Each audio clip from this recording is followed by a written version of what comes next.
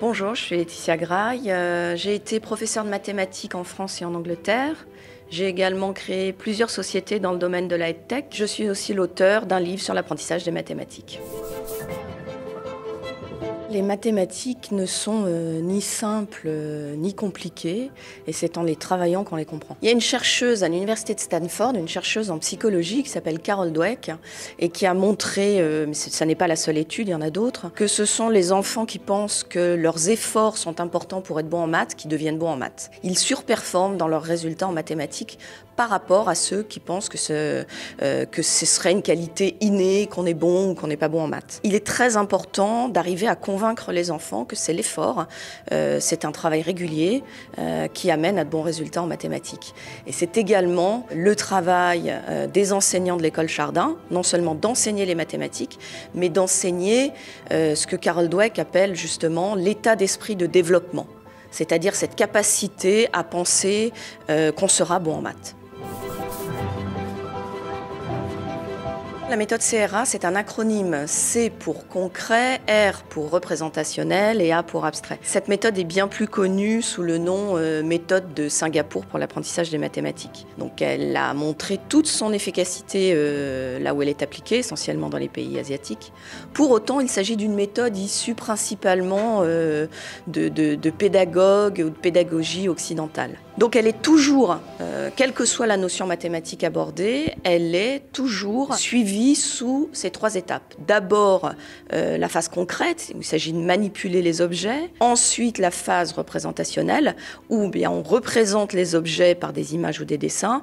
Et seulement après, on passe à la troisième phase, qui est l'abstraction, celle qu'on connaît plus généralement en mathématiques. On utilise les chiffres et les symboles mathématiques. Cette méthode, CRA, met également constamment l'accent sur la résolution de problèmes, qui pose les bases d'une future scolarité réussie en mathématiques.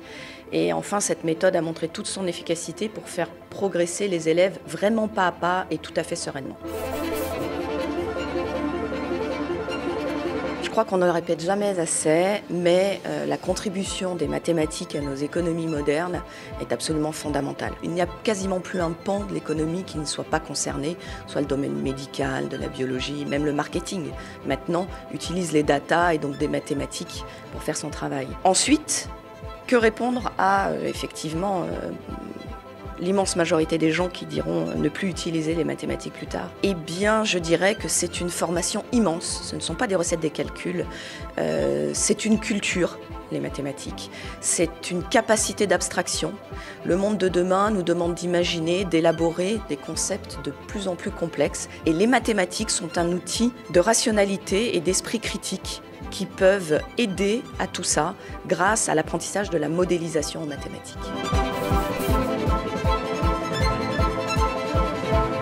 Je ne dirais pas que c'est important, je dirais que c'est essentiel.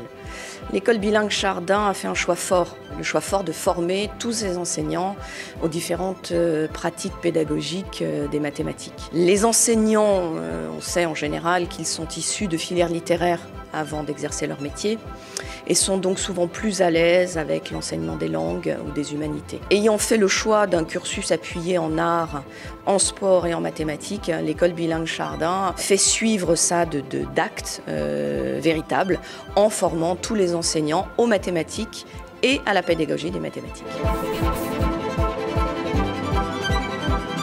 Ce comité pédagogique de l'école bilingue Chardin a pour objectif de valider les grandes orientations stratégiques de l'école et également de valider la fidélité aux principes fondateurs de l'école. Il est essentiellement composé de personnalités qui sont toutes des passionnées de l'éducation et à vocation à travailler en contact étroit avec la direction de l'école. Je souhaite la bienvenue à tous les élèves de l'école bilingue Chardin ainsi qu'à leurs parents.